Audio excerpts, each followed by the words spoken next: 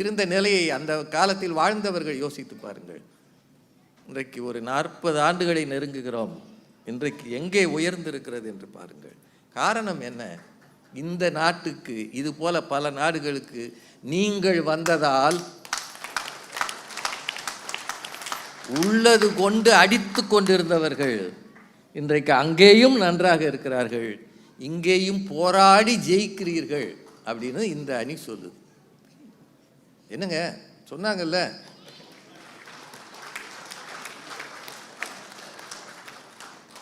இருப்பது போதும் என்று இருந்தால் புத்தராக இருக்கலாம். ஆசையே துன்பத்திற்கு காரணம். காஷாயம் கட்டி கொண்டு காசியில் கும்பமேளா நடக்குது. பல மில்லியன் மக்கள் வந்திருக்கிறாங்க. உங்களுக்கு தெரியுமா, ஸ்டீவ் ஜாப்ஸோட மனைவி அங்கே வந்துட்டாங்க. அவங்க பேர் இப்போ பழைய பேர் இல்லை, ஏதோ லோரான்னு ஒரு பேர், இப்போ அவங்க பேர் கமலான்னு மாற்றிக்கிட்டாங்க. அங்கே மதம் மாறி அங்கே இருக்கிறாங்க. இப்போது யாராவது பார்த்தீங்களா இல்லையா? ஐயா ஒருத்தரும் பார்க்கலையா? இந்த ஊரில் தினத்தந்தியெல்லாம் வராதா?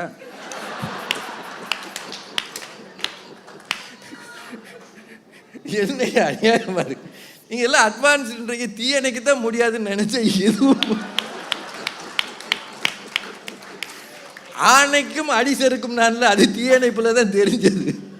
மேலேருந்து தண்ணி ஊற்றுறாங்க, புகையா போடுறாங்க, அது பாட்டுக்கு எரியுது. அந்தமா மாறிடுச்சு. அது ஒரு நிலை. அது ஸ்டீவ் ஜாப்ஸுக்கு இருந்ததா? யோசிச்சு பாருங்க. இருந்திருந்தால் எல்லார் கையிலையும் ஆப்பிள்ன்ற ஒரு ஃபோனோ ஐபேடோ இருந்திருக்குமா?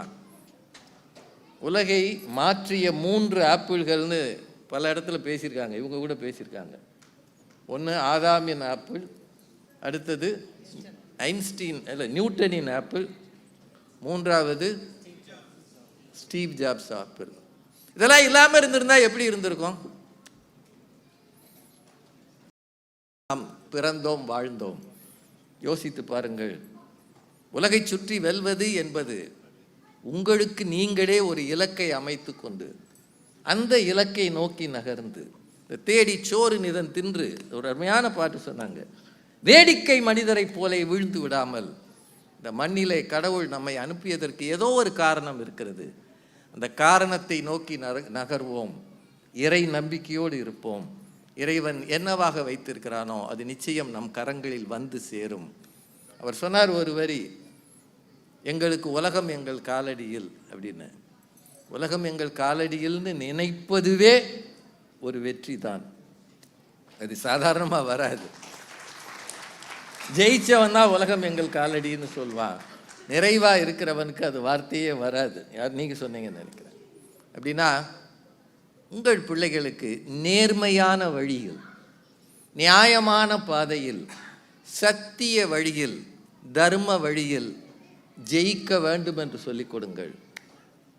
யாரையும் வஞ்சித்தல்ல, யாரிடமும் பறித்தல்ல, யாரையும் ஏமாற்றி அல்ல. உங்கள் திறமைக்கு எது கிடைக்கிறதோ அதை நோக்கி நகருங்கள். உடலிலே தெம்பு இருக்கிற வரை, இறைவன் உங்களுக்கு ஆசிகள் தருகிற வரை உழைத்து பாருங்கள். உலகை வெல்கிறீர்களோ இல்லையோ, உங்கள் மனத்திலே ஏதோ செய்தோம் என்ற நிறைவு கட்டாயம் இருக்கும். அந்த நிறைவு தான்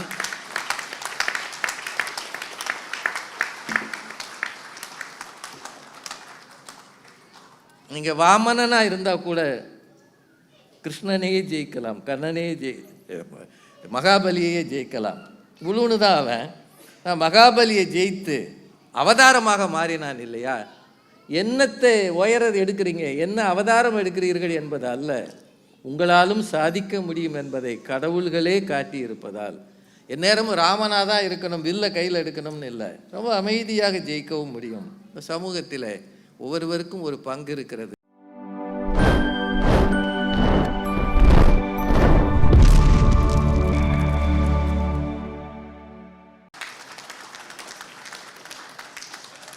என்கிட்ட ஹோண்டா கார் தான் இருக்குது, ரோல்ஸ் ராய்ஸ் கிடையாதுன்னு நினைக்காத.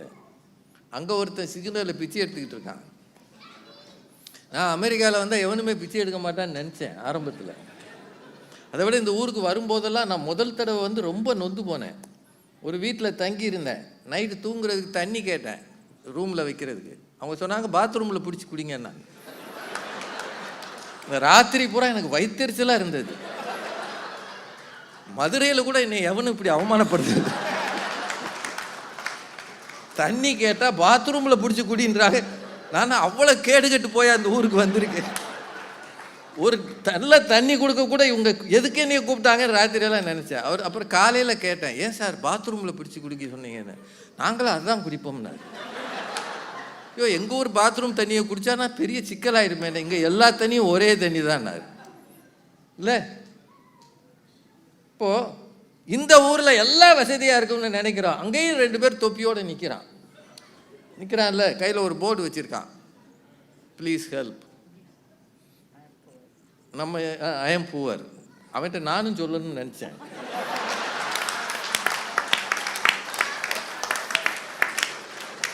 உங்ககிட்ட இருக்கிற $1 எனக்கு 86 ரூபாடா.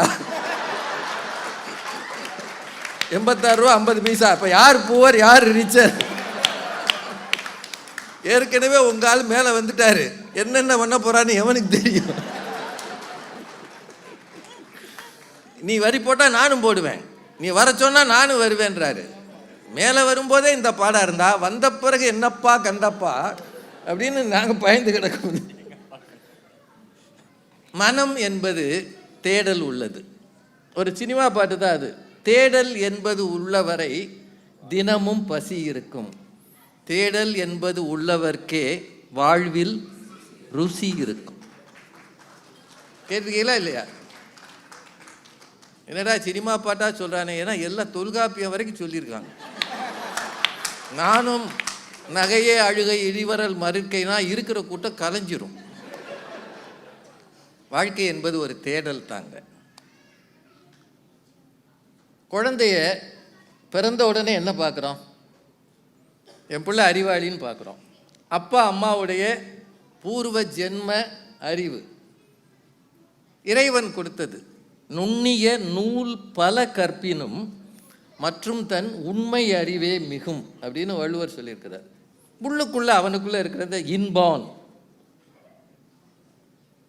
அவங்க அப்பா அம்மாட்டிருந்து கிடைச்சது, ஜீன்ஸ் வழியாக வர்றது. இப்போ இவங்க எப்படி இவ்வளவு பெரிய தமிழ் பேச்சாளராக வந்தாங்க? அவங்க ஃபேமிலியில் படிப்பு இருக்குது. உங்கள் தாத்தா ஒரு காலத்தில் கலித்தொகைக்கு உரை எழுதியிருக்கிறாரா? கொள்ளு தாத்தா. ஓ, எங்கேயோ அந்த மிச்சம் இருந்திருக்கு, அது வருது. இது உண்மை அறிவு. ஆனால் அந்த உண்மை அறிவு போதும்னு விட்டுறீங்களா? இப்போ நீங்கள் என்ன செய்யணும்? காலையிலையும் சாயந்தரமும் எல்லாம் இருக்குது, நான் சொல்லி கொடுக்குறேன்றணும். எதுக்கு ஸ்கூலில் சேர்க்குறீங்க? எதுக்கு சேர்க்குறோம்? குழந்தை வெளியில் போனால் தான் அவன் எவ்வளோ அறிவாளி நான் எவ்வளோ அறிவாளின்னு ஒத்து பார்க்க முடியும். கரெக்டா? கரெக்டு தானேங்க? எனக்கு என் பிள்ளை அறிவாளி. ஆனால் அங்கே போகும்போது தான் இங்கே இந்த ஊரில் பல இடத்துல தமிழ் பயில்களாக படிக்கிறான், இது இந்திய பயில்களாக படிக்கிறாங்களாம்ல சில ஸ்கூல்ஸில். அது இந்த கலிஃபோர்னியா முழுக்க இந்தியர்கள் ஆட்சி செய்கிற ஏரியாவாக இருக்குதான். அப்போ ஸ்கூல் திறந்தது நம்மளை சேர்க்கறதுக்கு தான். ஆமாம், இங்கே ஒரே ஒரு விஷயம், ஆஸ்பத்திரியில் மட்டும் இடம் கிடைக்காது போல். போனால் ஓரத்தில் உட்கார வச்சுருவான் போல். அட்மிஷன்லாம் சாதாரணமாக கிடைக்கும் போல், எனக்கு தெரியல அது. ஆனால் உங்கள் பிள்ளைகளை பள்ளிக்கு அனுப்புவதற்கு அவன் அறிவு என்ன, அடுத்தவன் அறிவு என்ன என்று எடை பார்த்து அவனை விட நான் மிஞ்ச வேண்டும் என்ற எண்ணத்தை அவனுக்குள் விதைப்பதற்குத்தானே தவிர வீட்டுக்குள் இருக்கிற பிள்ளை அடங்கி போவான். அவன் உலகை வளம் பெற வேண்டும் என்றால் முதல் படி பள்ளிக்கு அனுப்புவது.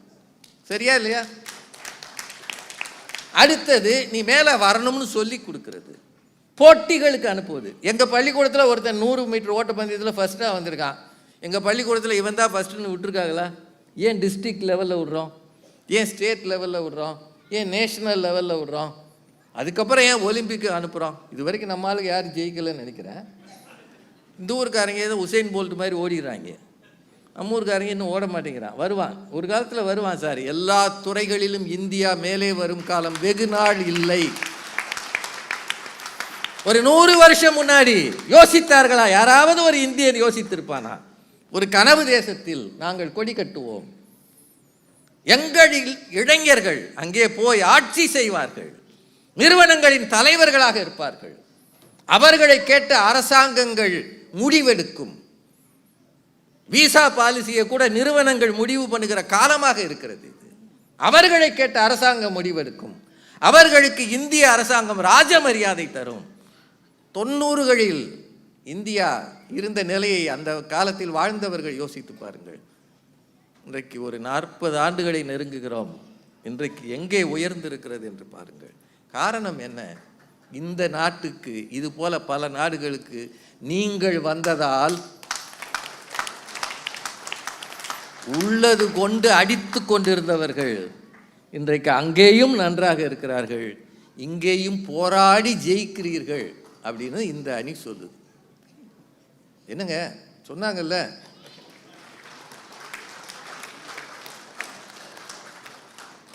இருப்பது போதும் என்று இருந்தால் புத்தராக இருக்கலாம். ஆசையே துன்பத்திற்கு காரணம்.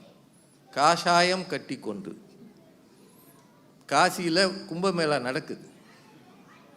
பல மில்லியன் மக்கள் வந்திருக்கிறாங்க. உங்களுக்கு தெரியுமா, ஸ்டீவ் ஜாப்ஸோட மனைவி அங்கே வந்துட்டாங்க. அவங்க பேர் இப்போ பழைய பேர் இல்லை, ஏதோ லோரான்னு ஒரு பேர். இப்போ அவங்க பேர் கமலான்னு மாற்றிக்கிட்டாங்க. அங்கே வந்து மதம் மாறி அங்கே இருக்கிறாங்க. இப்போது யாராவது பார்த்தீங்களா இல்லையா? ஐயா ஒருத்தரும் பார்க்கலையா? இந்த ஊரில் தினத்தந்தியெல்லாம் வராதா?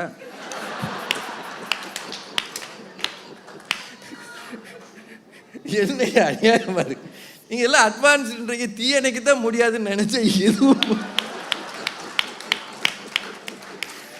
ஆணைக்கும் அடி செருக்கும் நான்ல அது தீயணைப்பில் தான் தெரிஞ்சது. மேலேருந்து தண்ணி ஊற்றுறாங்க, புகையாக போடுறாங்க, அது பாட்டுக்கு எரியுது. அந்தமா மாறிடுச்சு. அது ஒரு நிலை. அது ஸ்டீவ் ஜாப்ஸுக்கு இருந்ததா? யோசிச்சு பாருங்க. இருந்திருந்தால் எல்லார் கையிலையும் ஆப்பிள்ன்ற ஒரு ஃபோனோ ஐபேடோ இருந்திருக்குமா? உலகை மாற்றிய 3 ஆப்பிள்கள்னு பல இடத்துல பேசியிருக்காங்க. இவங்க கூட பேசியிருக்காங்க. ஒன்று ஆதாமின் ஆப்பிள், அடுத்தது ஐன்ஸ்டீன் இல்லை நியூட்டனின் ஆப்பிள், 3வது ஸ்டீவ் ஜாப்ஸ் ஆப்பிள். இதெல்லாம் இல்லாமல் இருந்திருந்தா எப்படி இருந்திருக்கும்? ஒருவேளை இடுப்பில் ஒத்த துணியோட கையில் 2 காளை மாடை பிடிச்சிக்கிட்டு சக்கரை பொங்கல், கரும்பு, மஞ்சக்கிழங்கு, வாடா மாப்பிள்ளை வா உட்காந்து திம்போம், நீ என்ன வச்சுருக்க, என்ன இருக்குது உங்கள்கிட்ட, என்ன இருக்கோ அதான் என்கிட்டே இருக்குது. ஏண்டா அந்த வேட்டியவே கட்டியிருக்க, பொங்கலுக்கு புது வேட்டி இல்லையா? இருக்குது போதுமாப்பா, புது வேட்டி என்னத்தை கண்டோம்? போன பொங்கலுக்கு இதே வேட்டி தான், அடுத்த பொங்கலுக்கு இதே வேட்டி தான், பொங்க மட்டும் புதுசுப்பா, வேட்டி அதே தான், வாங்க துட்டு இல்லை இல்லை அப்படிலாம் வாழ்ந்துருப்போம்ல.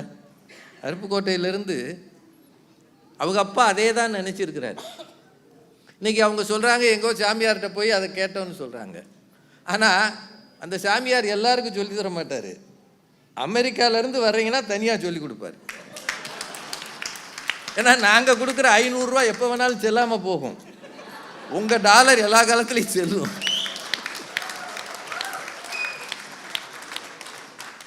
ஒரு கரன்சி உலகை ஆடுகிறது.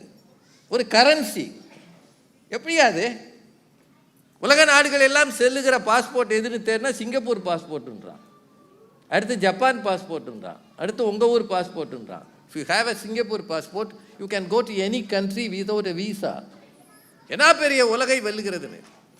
நான் மனித மனம் தேடணும், அடங்கி போகக்கூடாது, சோம்பி போகக்கூடாது. குறைகள் இருக்கும், போராடுகிற எல்லாருக்கும் போராட்டத்தை பற்றி பயம் இருக்கும். காந்தி மட்டும் இறக்கி விடப்பட்ட போது, ஆமாம் நான் இந்தியன், முதல் வகுப்பில் பயணிக்க எனக்கு உரிமை இல்லை, வெள்ளைக்காரன் சொல்றான்னு கேட்டு இருந்திருந்தால் தென்னாப்பிரிக்காவுக்கும் விடுதலை கிடைத்திருக்காது, இந்தியாவும் அடிமையாகத்தான் இருந்திருக்கும். ஒரு வள்ளி மனிதன் அன்று தொடங்கிய போராட்டம், கிடைத்தே ஆக வேண்டும் விடுதலை, சுயராஜ்யம் எங்களது பிறப்புரிமை, அதை அடைந்தே தீர்வோம் முழக்கமிட்டார்கள். அதனால்தான் சுதந்திர மண்ணில் நாம் பிறந்தோம், வாழ்ந்தோம். யோசித்து பாருங்கள். உலகை சுற்றி வெல்வது என்பது உங்களுக்கு நீங்களே ஒரு இலக்கை அமைத்து கொண்டு அந்த இலக்கை நோக்கி நகர்ந்து தேடி சோறு நிதன் தின்று, ஒரு அருமையான பாட்டு சொன்னாங்க, வேடிக்கை மனிதரை போல வீழ்ந்து விடாமல் இந்த மண்ணிலே கடவுள் நம்மை அனுப்பியதற்கு ஏதோ ஒரு காரணம் இருக்கிறது. அந்த காரணத்தை நோக்கி நகர்வோம். இறை நம்பிக்கையோடு இருப்போம். இறைவன் என்னவாக வைத்திருக்கிறானோ அது நிச்சயம் நம் கரங்களில் வந்து சேரும். அவர் சொன்னார் ஒரு வரி, எங்களுக்கு உலகம் எங்கள் காலடியில் அப்படின்னு. உலகம் எங்கள் காலடியில்னு நினைப்பதுவே ஒரு வெற்றி தான். அது சாதாரணமாக வராது. ஜெயிச்சவன் தான் உலகம் எங்கள் காலடின்னு சொல்வான். நிறைவாக இருக்கிறவனுக்கு அது வார்த்தையே வராது. யார் நீங்கள் சொன்னீங்கன்னு நினைக்கிறேன். அப்படின்னா உங்கள் பிள்ளைகளுக்கு நேர்மையான வழியில், நியாயமான பாதையில், சத்திய வழியில், தர்ம வழியில் ஜெயிக்க வேண்டும் என்று சொல்லிக் கொடுங்கள். யாரையும் வஞ்சித்தல்ல, யாரிடமும் பறித்தல்ல, யாரையும் ஏமாற்றி அல்ல. உங்கள் திறமைக்கு எது கிடைக்கிறதோ அதை நோக்கி நகருங்கள். உடலிலே தெம்பு இருக்கிற வரை, இறைவன் உங்களுக்கு ஆசிகள் தருகிற வரை உழைத்து பாருங்கள். உலகை வெல்கிறீர்களோ இல்லையோ, உங்கள் மனத்திலே ஏதோ செய்தோம் என்ற நிறைவு கட்டாயம் இருக்கும். அந்த நிறைவு தான்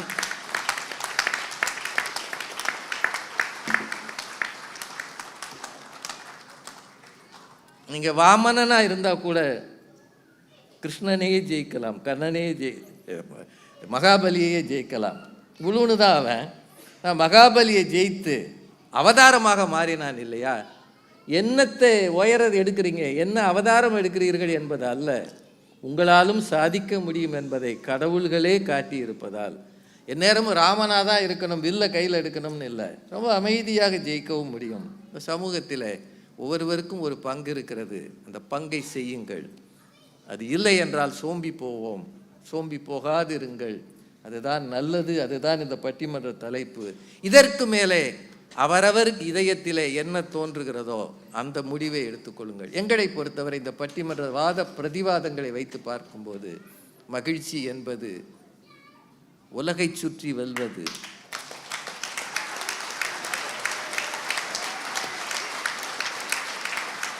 உங்கள் மனத்தை வெல்வது, உங்களை சுற்றி இருக்கிறவர்களின் அன்பை வெல்வது, இந்த சமூகத்தின் அபிமானத்தை வெல்வது.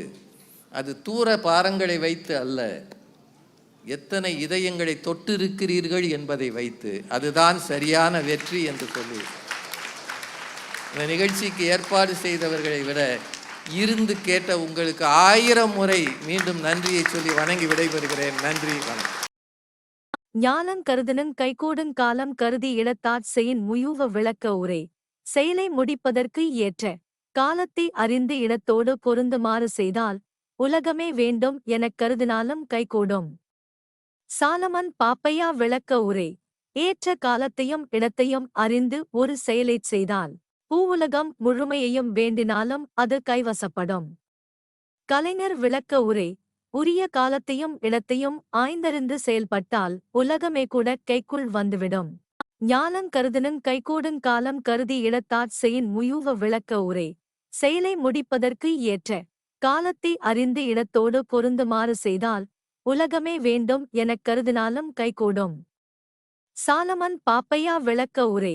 ஏற்ற காலத்தையும் இடத்தையும் அறிந்து ஒரு செயலைச் செய்தால் பூவுலகம் முழுமையையும் வேண்டினாலும் அது கைவசப்படும். கலைஞர் விளக்க உரை. உரிய காலத்தையும் இடத்தையும் ஆய்ந்தறிந்து செயல்பட்டால் உலகமே கூட கைக்குள் வந்துவிடும். ஞாலங் கருதனங் கைகூடுங் காலம் கருதி இழத்தாற் செயின் முயூவ விளக்க உரை. செயலை முடிப்பதற்கு ஏற்ற காலத்தை அறிந்து இடத்தோடு பொருந்துமாறு செய்தால் உலகமே வேண்டும் எனக் கருதினாலும் கைகூடும்.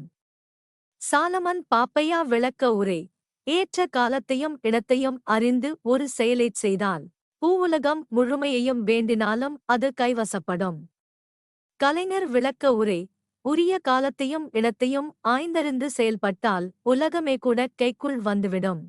ஞாலங் கருதனங் கைகூடுங் காலம் கருதி இழத்தாற் செயின் முயூவ விளக்க உரை. செயலை முடிப்பதற்கு ஏற்ற காலத்தை அறிந்து இடத்தோடு பொருந்துமாறு செய்தால் உலகமே வேண்டும் எனக் கருதினாலும் கைகூடும். சாலமன் பாப்பையா விளக்க உரை. ஏற்ற காலத்தையும் இடத்தையும் அறிந்து ஒரு செயலைச் செய்தால் பூவுலகம் முழுமையையும் வேண்டினாலும் அது கைவசப்படும். கலைஞர் விளக்க உரை. உரிய காலத்தையும் இடத்தையும் ஆய்ந்தறிந்து செயல்பட்டால் உலகமே கூட கைக்குள் வந்துவிடும். ஞாலங் கருதினுங் கைகூடுங் காலம் கருதி இடத்தாற் செயின் முயூவ விளக்க உரை. செயலை முடிப்பதற்கு ஏற்ற காலத்தை அறிந்து இடத்தோடு பொருந்துமாறு செய்தால் உலகமே வேண்டும் எனக் கருதினாலும் கைகூடும். சாலமன் பாப்பையா விளக்க உரை. ஏற்ற காலத்தையும் இடத்தையும் அறிந்து ஒரு செயலைச் செய்தால் பூவுலகம் முழுமையையும் வேண்டினாலும் அது கைவசப்படும். கலைஞர் விளக்க உரை. உரிய காலத்தையும் இடத்தையும் ஆய்ந்தறிந்து செயல்பட்டால் உலகமே கூட கைக்குள் வந்துவிடும். ஞாலங் கருதினுங் கைகூடுங் காலம் கருதி இடத்தாற் செயின் முயூவ விளக்க உரை. செயலை முடிப்பதற்கு ஏற்ற காலத்தை அறிந்து இடத்தோடு பொருந்துமாறு செய்தால் உலகமே வேண்டும் எனக் கருதினாலும் கைகூடும். சாலமன் பாப்பையா விளக்க உரை. ஏற்ற காலத்தையும் இடத்தையும் அறிந்து ஒரு செயலைச் செய்தால் பூவுலகம் முழுமையையும் வேண்டினாலும் அது கைவசப்படும். கலைஞர் விளக்க உரை. உரிய காலத்தையும் இடத்தையும் ஆய்ந்தறிந்து செயல்பட்டால் உலகமே கூட கைக்குள் வந்துவிடும். ஞாலங் கருதினுங் கைகூடுங் காலம் கருதி இடத்தாற் செயின் முயூவ விளக்க உரை. செயலை முடிப்பதற்கு ஏற்ற காலத்தை அறிந்து இடத்தோடு பொருந்துமாறு செய்தால் உலகமே வேண்டும் எனக் கருதினாலும் கைகூடும். சாலமன் பாப்பையா விளக்க உரை. ஏற்ற காலத்தையும் இடத்தையும் அறிந்து ஒரு செயலைச் செய்தால் பூவுலகம் முழுமையையும் வேண்டினாலும் அது கைவசப்படும். கலைஞர் விளக்க உரை. உரிய காலத்தையும் இடத்தையும் ஆய்ந்தறிந்து செயல்பட்டால் உலகமே கூட கைக்குள் வந்துவிடும். ஞாலங் கருதினுங் கைகூடுங் காலம் கருதி இடத்தாற் செயின் முயூவ விளக்க உரை. செயலை முடிப்பதற்கு ஏற்ற காலத்தை அறிந்து இடத்தோடு பொருந்துமாறு செய்தால் உலகமே வேண்டும் எனக் கருதினாலும் கைகூடும். சாலமன் பாப்பையா விளக்க உரை. ஏற்ற காலத்தையும் இடத்தையும் அறிந்து ஒரு செயலைச் செய்தால் பூவுலகம் முழுமையையும் வேண்டினாலும் அது கைவசப்படும். கலைஞர் விளக்க உரை. உரிய காலத்தையும் இடத்தையும் ஆய்ந்தறிந்து செயல்பட்டால் உலகமே கூட கைக்குள் வந்துவிடும். ஞாலங் கருதினுங் கைகூடுங் காலம் கருதி இடத்தாற் செயின் முயூவ விளக்க உரை. செயலை முடிப்பதற்கு ஏற்ற காலத்தை அறிந்து இடத்தோடு பொருந்துமாறு செய்தால் உலகமே வேண்டும் எனக் கருதினாலும் கைகூடும். சாலமன் பாப்பையா விளக்க உரை. ஏற்ற காலத்தையும் இடத்தையும் அறிந்து ஒரு செயலைச் செய்தால் பூவுலகம் முழுமையையும் வேண்டினாலும் அது கைவசப்படும். கலைஞர் விளக்க உரை. உரிய காலத்தையும் இடத்தையும் ஆய்ந்தறிந்து செயல்பட்டால் உலகமே கூட கைக்குள் வந்துவிடும். ஞாலங் கருதினுங் கைகூடுங் காலம் கருதி இடத்தாற் செயின் முயூவ விளக்க உரை. செயலை முடிப்பதற்கு ஏற்ற காலத்தை அறிந்து இடத்தோடு பொருந்துமாறு செய்தால் உலகமே வேண்டும் எனக் கருதினாலும் கைகூடும். சாலமன் பாப்பையா விளக்க உரை. ஏற்ற காலத்தையும் இடத்தையும் அறிந்து ஒரு செயலைச் செய்தால் பூவுலகம் முழுமையையும் வேண்டினாலும் அது கைவசப்படும். கலைஞர் விளக்க உரை. உரிய காலத்தையும் இடத்தையும் ஆய்ந்தறிந்து செயல்பட்டால் உலகமே கூட கைக்குள் வந்துவிடும்.